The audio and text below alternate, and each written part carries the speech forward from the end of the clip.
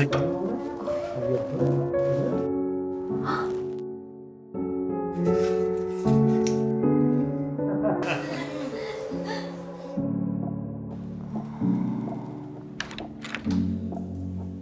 kasal bo'ldingmi?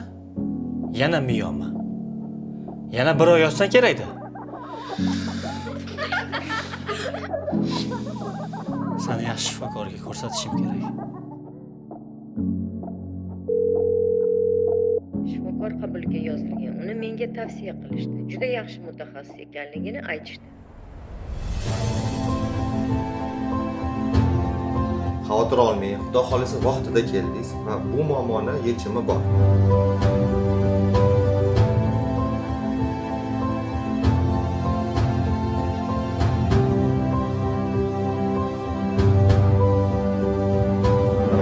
Biz tugatdik.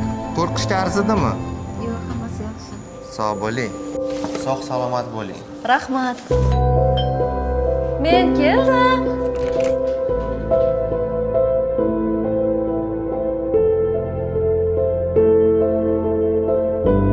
Ayjon, endi kasal bo'lmaysiz? Yo'q, qizim, endi umuman kasal bo'lmayman.